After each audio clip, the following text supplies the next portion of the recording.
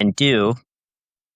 I just wanted to come on and do a live stream. Hopefully, everything is connected, and hopefully this works. So I haven't done too many of these, and normally I would do these on the wheel, making pots as I chatted. But Facebook has been something different as of late. They've not allowed me to keep my videos up for a while. And that's a bit disappointing. So I may just need to move back to YouTube, which was something that I've done in the past, right? So I think this is my first or second live feed here um, on the Substack. And I want to say that I am very grateful to you, the reader and the subscriber, right?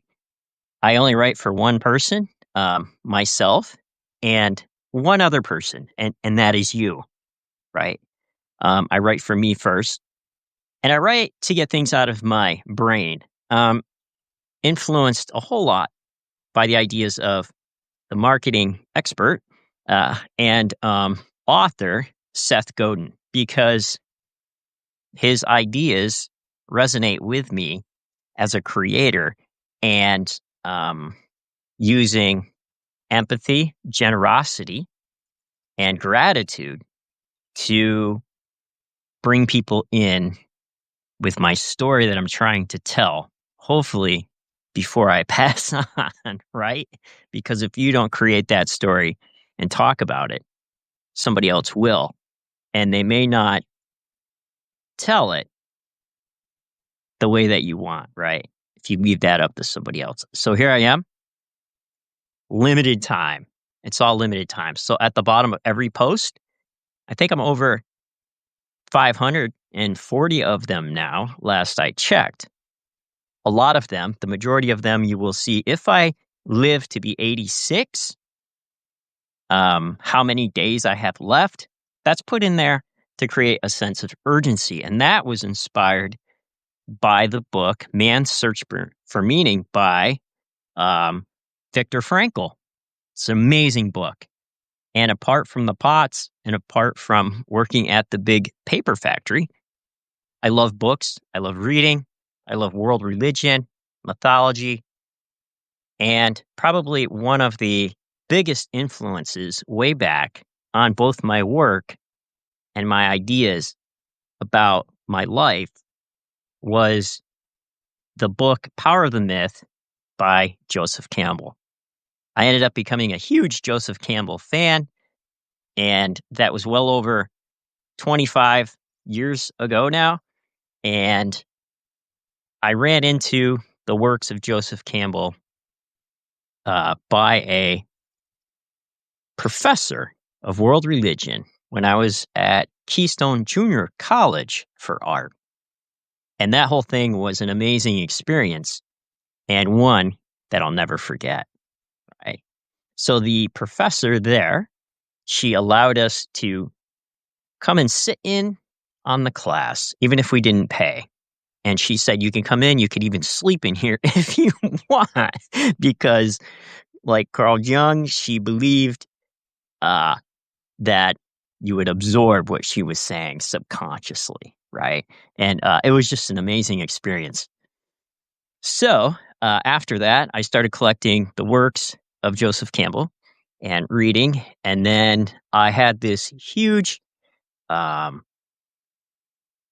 I don't want to say reformation of my thinking, where I moved from, I used to be a part of a evangelical fundamentalist group, which was very conservative, very strict, right? And so I ended up leaving that. I studied fundamentalism because I wanted to learn more about what that was. And I also, during that time, studied ancient Near Eastern texts and world religion. And I read a lot of the background material, source material for that. Beautiful, amazing texts. Read Dead Sea Scrolls. Got a chance to go to Egypt and tour the temples, and that was very beneficial for me. So where I'm at now, I am a little past midlife. So I am a little bit further along where Dante started the Inferno, where he found himself and he was troubled, right? Before he started the journey. And we're all on a hero's journey. I write about a lot about that in the writings. And also, anything we create is a hero's journey in some way. So I'm going to be going through some questions that people have asked me in the past, and I've kind of kept them over time. So we're gonna talk about a little bit about that, like my creative origin and my motivation. I just touched on that lightly, but here's a question: what's the first pot you ever made that really meant something to you, and do you still have it? Yes, all my early work are in Mom's china cabinet. Dad now has the house. Mom is in a skilled nursing facility. We go and take care of her. Mom is age 90, but she kept all my early work. And in that china cabinet, there is a blue pouring pitcher, which is one of the first larger pieces I did in 1996 in Bill Terste's ceramics class for Ceramics 2. And we were working with larger cylinder forms. And back then, I remember I went to the library and the internet was just starting to come on. We took classes on how to use the internet and how to do searches. So there were some pottery discussion groups, but nothing like we have today. And I signed out this old timey book and it showed how to make a pouring pitcher. So I was able to throw a decent size. I think it was like 3.5 pounds. And I put a little spout on it, made the handle, and then glazed it in blue. I had some iron oxide designs on it, and we fired that out in Bill's gas kiln. So that was pretty amazing. So that was one of my first pots. My parents still have it, and when I go back home, I usually see all those old pots and revisit those. So, question number 2 is a good question. You often say, "Make work that matters." Can you share what really means to you on a hard day in the studio? So, a lot of times on a hard day, I think about all the people who've enjoyed the work and the people that I was able to help out based from funds from selling the work, and the lives that were changed through those donations, right? So it might be something simple, like maybe you were having a bad time, or somebody was broke and they weren't able to pay their electric bill, and they were a single parent, right? They just needed a little bit of something to push them over the edge, to be able to have breathing room, and that's what the work here does. So everything that um, is with the pots is not the whole thing. I have 21 key activities I do here at the pottery, and a lot of things I do in the background is charity work, right? Being generous with gratitude and empathy, and trying to bring that into the community. So that's why it creates work that matters, and it's for people who care, right? So if you buy the pots, you're supporting that kind of work that matters. The story, you're part of the story, and you chose to be here. It's not for everybody, and I don't make pots for everybody. Just like my writings, I make pots for myself and one other person, and that might be you. So let's see. Was there a moment when you almost gave up on pottery? What pulled you back in? Yes. There was a moment where I did not have a studio. So it was right after school. I was working to pay down student loans, and it was really hard because I had to put everything in storage. All my little kilns went in storage, and I was living at the little pottery and things were not going well there, because a lot of different things happened that made that experience not so good on the last part of it. Um, but overall, the apprenticeship there for the 2 years making pots was just amazing, and I learned so much. And I still have a lot of respect for the artist who was there. And it was an amazing time at the all women's pottery. And so from that, I did give it up for a while because I had to think through, is this something that I really wanted to do, um, in light of the experiences that I had with that. So after some time off, I decided to go back to school, finish my degree, and get a BFA at Marywood University under Matt Povsey. And now his kiln, his wood kiln, is the one that I'm building. He gave it to me along with his assistant Nan, and we are putting it up here at my place, which is an amazing circle to kind of complete. So that's how, I ended up leaving pottery for a while. That's when I did all the reading on world religion and all the Joseph Campbell studies, all the studies on Carl Jung and all those people.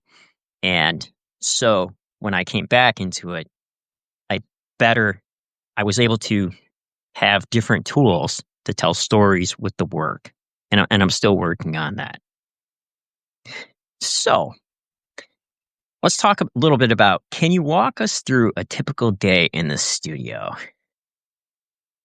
Um, Especially with your paper factory job schedule. Yes. So,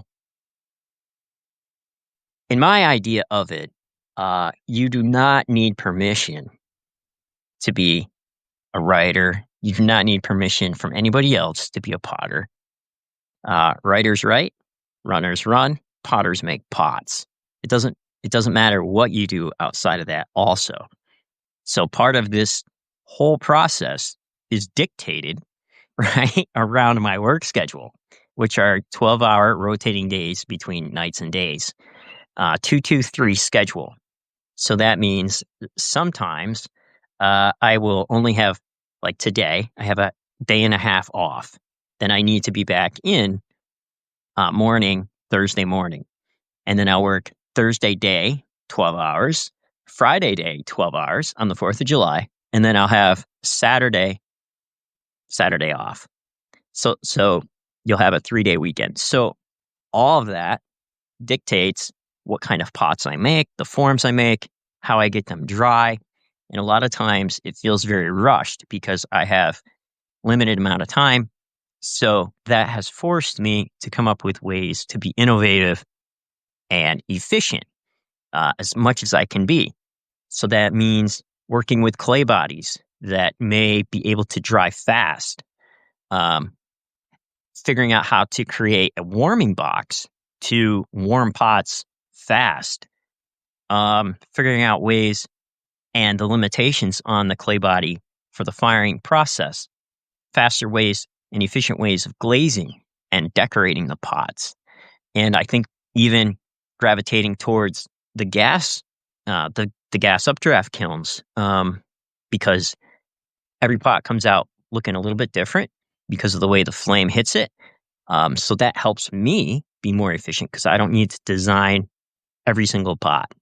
I can just dunk them all in the same glaze, throw them all in the same kiln, and have the firing schedule and the firing techniques of the gas kilns dictate what the pots look like when they come out. And it's an amazing thing. It's very efficient to do. So now I'm starting to get into creating larger forms, and because I have larger kilns now, and I'm able to try to be more efficient with those. So I've been taking a class with Amy the Potter out of California, and it's a 9-month intensive cohort with 25 other students. And so I've been learning quite a bit with that. And it was like, even though I've been throwing for years, it was like learning pots all over again, using her techniques and style.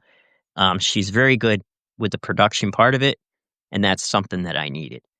So I'm slowly getting through that with work, along with the kiln building, and along with all the other things that are going on. The small shows, have a few small shows coming up.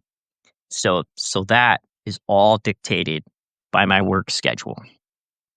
Now, work uh, at the big paper factory has also been a positive thing as far as understanding the business side of things when I create the art, because everything that they teach us there, as far as the integrated work systems um, and the preventative maintenance things, all those ideas, troubleshooting, I apply what I can here as a small business in creating the pots. And the only thing that holds me back is me not having an inventory, because working at the paper factory for the last 18 years has drilled into my head that when you order a thing, you make it and ship it, you don't store it. So everything is kind of like make to ship, and I have no inventory of pots. So if I'm having a show, I say, well, I need 120 pots to fill a table. I need 250 pots to fill my little building for this little local show that I'm doing where people will come. Um, I will do that and then maybe not make for a little while until the next show is scheduled. So I always need things scheduled to create making. I don't have an inventory. However, I'm trying to change that because that does not work for small business and it makes me feel very stressed. Um, Simply because I don't have the automation and everything. But um, what I have learned from that and not storing, it helped me streamline my glazes because I have one base glaze that I use and just add oxides. So I'm saving on storage space.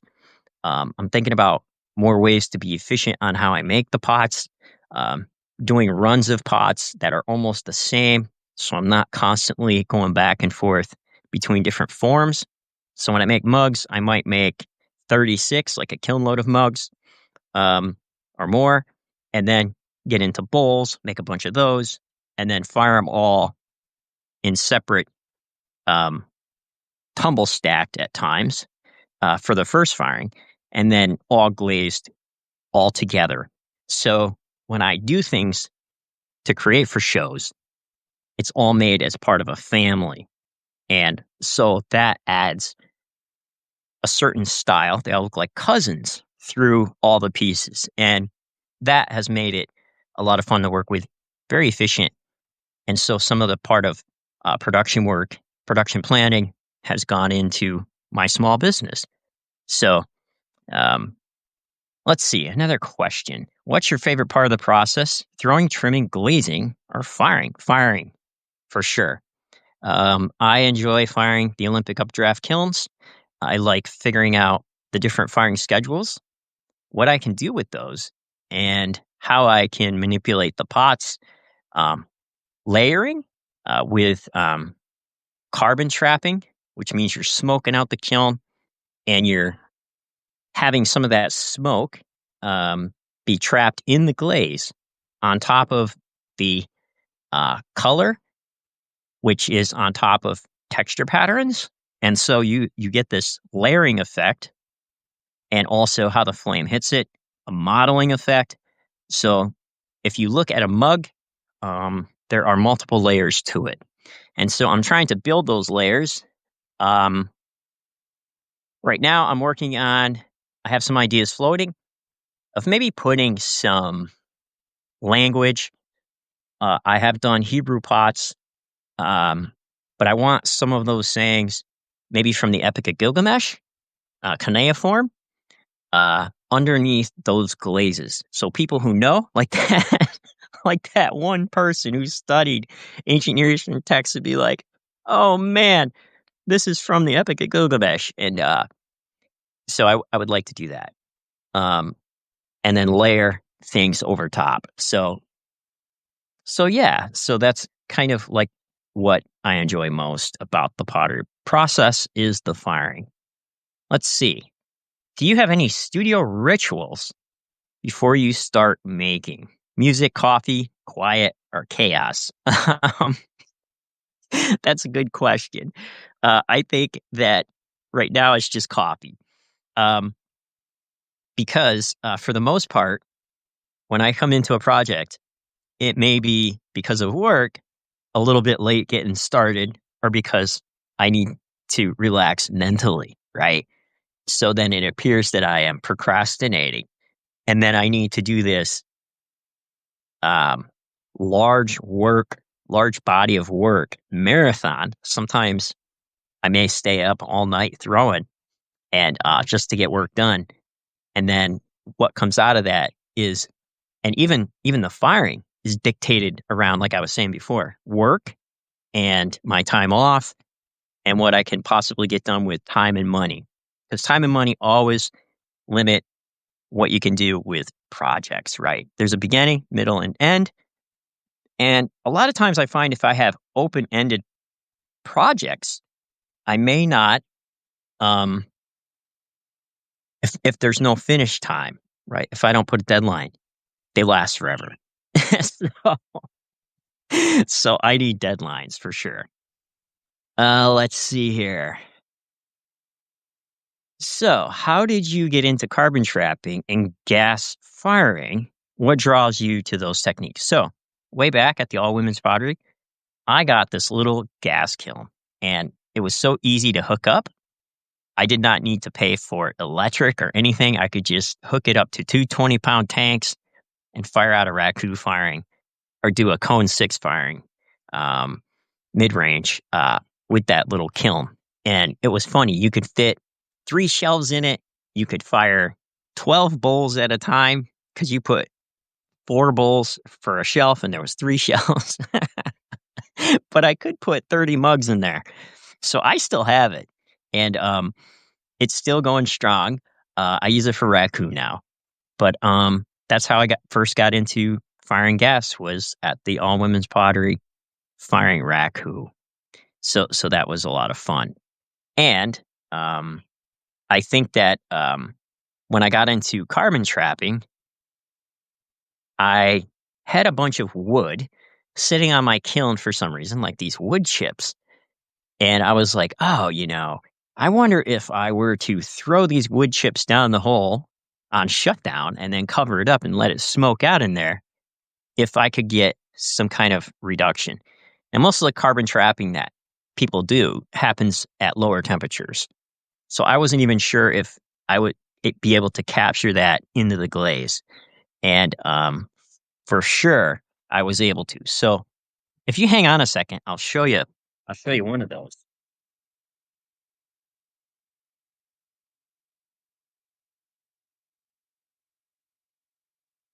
So this is a this is an example. This is an example of carbon trapping. See all that smoke in there?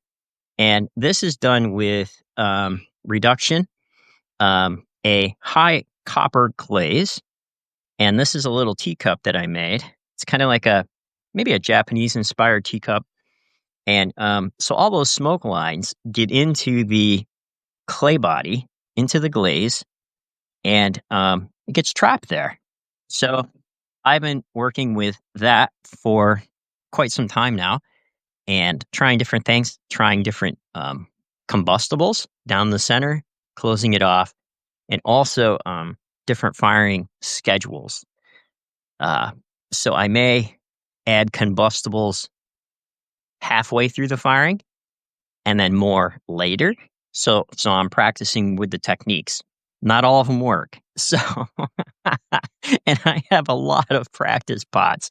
Maybe I should just try the tests on one or two pots in the little kiln before I do a whole load. But usually it's like, oh, I got this load firing. Maybe I should try this time. And yeah, so it might not be a healthy or a good way to do it, but that's how I've been working with the carbon trapping. So let's see. So, what's something your pots say without words? Like, what do you want people to feel when they hold them?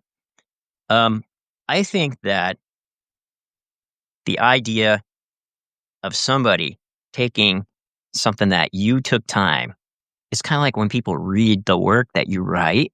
There's a lot of writers here on the stacks. Um, that it's meaningful and that you're being generous to take the time with somebody to use their work. So they're being generous by creating, and you're being generous by using it. And I think that exchange is pretty amazing. And I don't make work for everybody, only the people who care. And many writers here, we don't write for everybody. Some people may not like our work, and that's fine. They can go read the other person's work. And so, same with my pots. And I think that if I'm able to ha- have people appreciate the time and effort that you put into something and then say, hey, I made this, that's an amazing thing. So, just sitting here right now, I am seeing some purples in this. So, you can, in broad daylight, if you look at these pots, you could have these for years and still discover something new. Yeah, I got some purple in this. All right. So let's see.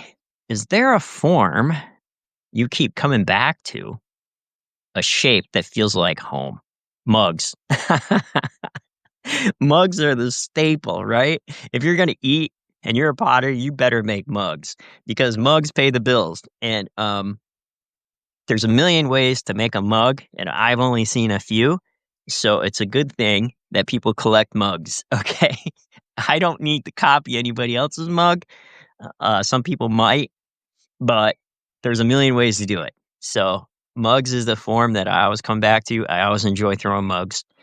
Um, Handling can make you swear a little bit, but mugs, yeah, lots of mugs.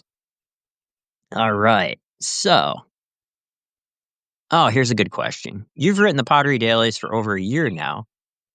What have you learned about yourself through that discipline? So, Seth Godin says that everybody should write a book. Um, so writing every day has allowed me to put down my thoughts on what I'm thinking about and come back and look at those later because it's like a document that I was there. I was thinking about this thing at this time, and I wanted to share that in some way, both with myself for later and with others who care, right? So even if nobody read these things, um, this is for me, for my self development, right? And that's an amazing thing to think about. So since I've been doing that, um, I've been getting a lot of the things that I've thought about out of my head and develop it more later on if I ever make it back to read a lot of the things that I wrote. So my big plan, it's got motorcycles going. So my big plan is to at some point, maybe after 3 or 4 years, take some of the better things. I'm not sure what that would be, and maybe put it in a book uh, for potters, the Pottery Dailies, in a hard copy book, along with some of the pictures of the process and the work. Like I post images all the time about the process and work, and I may have one of the largest pottery blogs on Substack. Um, Now, I didn't realize that until I just said it, but with over 540 posts, each post containing images of authentic images of my own work. Yeah, it just might be, but that's nothing to brag about. Uh, Simply because I'm not on here to be the biggest. Because if my goal was to be the biggest, I would stop right now because you met the goal. My goal is something else. My goal is to get my thoughts down and allow a few other people. Uh, Got bugs on my keyboard here. Allow a few other people to enjoy those also, and maybe prompt them to do something or to make a change that they seek to make. All right. How does your writing and your making influence each other? Are they separate or intertwined? Definitely intertwined, because I write about what I think, and I also create pots um, while thinking about it, and you can't help those ideas coming through your hands. So a lot of experimenting, a lot of layering, a lot of texture. So like in that movie, what's that movie where onions have layers? Shrek. Onions have layers, and I'm a bit layered. Let's see. Have you ever surprised yourself with something you wrote? Like it told you something you didn't know. Let's see. Like it told you something you didn't know until you wrote it down. Oh, yeah. So there'd be times when I got up before work and I'm writing and I'm like, oh, that's a pretty good insight, Al. And I kind of give myself a pat on the back. However, you would think that in your mind, oh, people are going to love this post. And it might only get like one or two responses, but still that's enough. But you should never let your arm get sore from patting yourself on the back because you're not finished. You still have one to write tomorrow. So you keep going. But there are insights that do happen from writing the many rather than perfecting the few, right? Just like making pots. You practice and you learn from making the many rather than perfecting the few. All right, community connection. We're almost there. I don't know how long this has been going on. What has been your favorite interaction with a customer or collector? So, being on the trails here local with other local businesses allow people to come to my studio and to my little pottery shop. So it has put my pottery on the map and my work on the map, and I am very appreciative of that. And so over the last probably 8 years, I've been selling on the trails. They're kind of dying down now as businesses and the organizers change and people decide to do other things. So I'm in charge of my own trail now, stepping into that leadership role. And at times, it can be a challenge because you're not sure how it's going to go. And I've learned from making work that that kind of tension is a positive thing, though, because as an artist, you should be constantly doing things that might not work. If we all did things that we knew worked, a lot of times we would just stay with things that we feel comfortable with and not learn new things at all. We're just copying other people. So that's what I don't want to do. I want to, create community here, create interaction here, tell stories here, create stories. The story that the person who buys your work tells themselves, the story they tell themselves when they use it, the story they tell somebody else if they enjoy it, and the story you try to tell when you make it and sell it to them. And not all works that smooth, that process of storytelling, but I try to go for it. All right. Philosophy. Oh, do you feel like your audience has changed over time? Yes. Right now, I'm getting involved with the wood kiln community because the kiln is going up. The kiln is going up right over there. So, those people have been very interesting and kind and helpful. So I'm learning more about that. So, if you could make one pot a day for the rest of your life, would that be enough? No, because there's so many layers to myself. Just making the pot, one pot a day, would be interesting practice, right? However, I would still need to read books. I would still need to interact with community because I'm a people person and I enjoy people very much. I enjoy their stories. Like, I could sit in an old-timey diner, drink coffee, and listen to older people talk and gossip about politics, all kinds of stuff all day. And, matter of fact, down in Laceyville, they have a handmade mug for me. Uh, and after night shift, sometimes I go there and get a coffee, and it's the best thing in the world. Coffee and a pancake. Let's see. You reference philosophy a lot. Marcus Aurelius, the Bhagavad Gita, and the the Tao. How have these ideas shaped what comes out of your hands? Um, those ideas are just accepting what happens. So for me, there's no such thing as kiln gods. Up to a point, you have skill and technique that you can influence the materials to come out a certain way. And then after that, you have to just accept what's going to happen. And it's like that in life. I am not going to live forever. My life is a project, has a beginning, a middle, and end. And I need to think about that as a story, as the whole story. And I can pick and choose what I would like that story to say by the choices I make, right? So that's what I'm trying to do. And so all those amazing texts, there's hundreds of them. I have a pretty large library. Homer, man, the epics of Homer and the Homeric poems, hymns, and the writings of Sophocles and Euripides, all amazing stuff about life and who you are. So that has a lot of influence on me. Virgil, the Aeneid, and even the ancient Near Eastern texts, the Baal texts, Canaanite literature, like I said before, Gilgamesh, and the Ugaritic texts.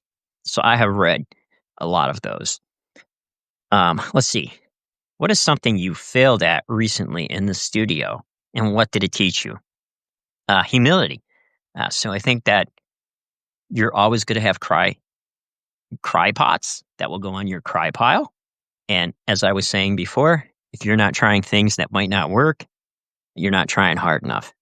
And it's kind of like writers doing proofreading.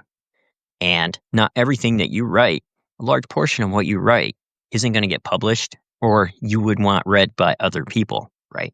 Like we could fill notebooks of things and then we proofread and then we put out there what we believe our best quality might be. And so some things happen by accident and some things happen tragically by accident, just like in our lives. So those pods are on a different pile. So they remain on that pile. I go through them and look at them because maybe I was going for something. I didn't get quite there, 90% there.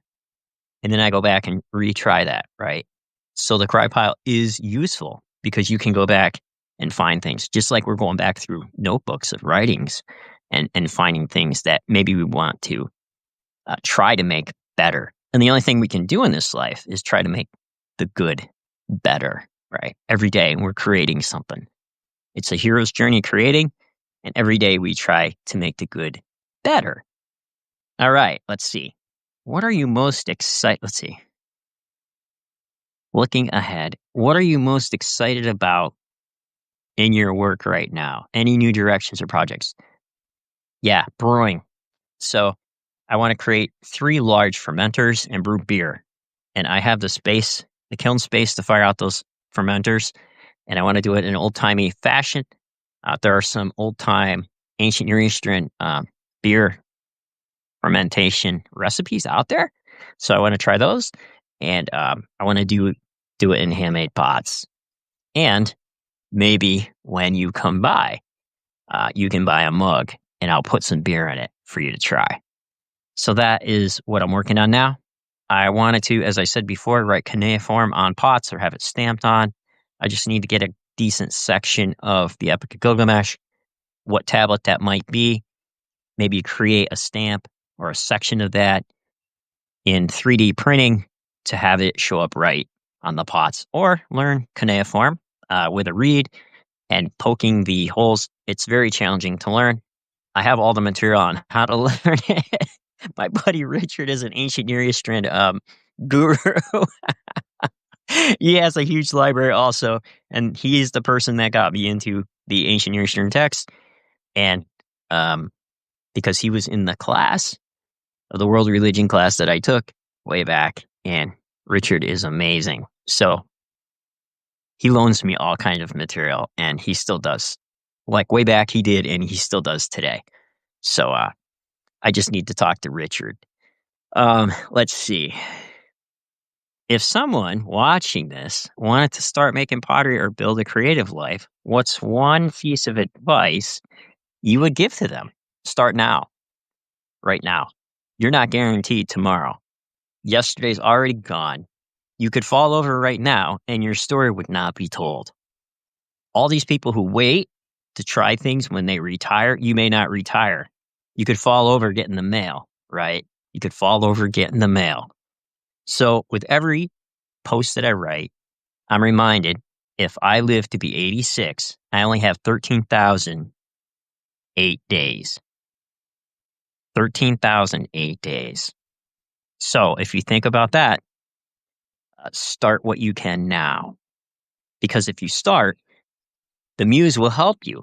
The muse only helps you and waits for you if you start. The muse helps you when you start with an action, the first action.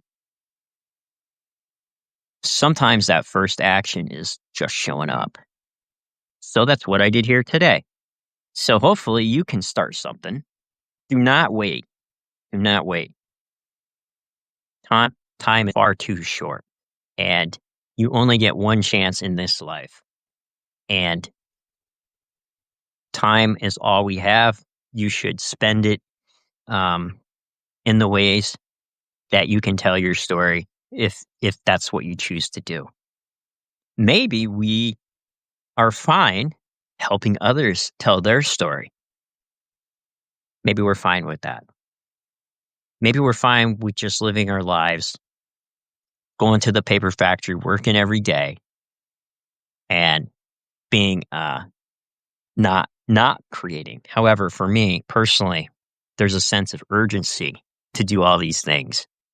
And I need to get as much done to tell my story to the world. And that's what I'm doing here. Okay, friends, hopefully you enjoyed that. Take care and let me know. And stop over and say hello at Creek Road Pottery. And hit me up on the, say hi to the Pottery Dailies. And let me know what you think. So be well, take care. And remember, if everybody's thinking alike, then somebody isn't thinking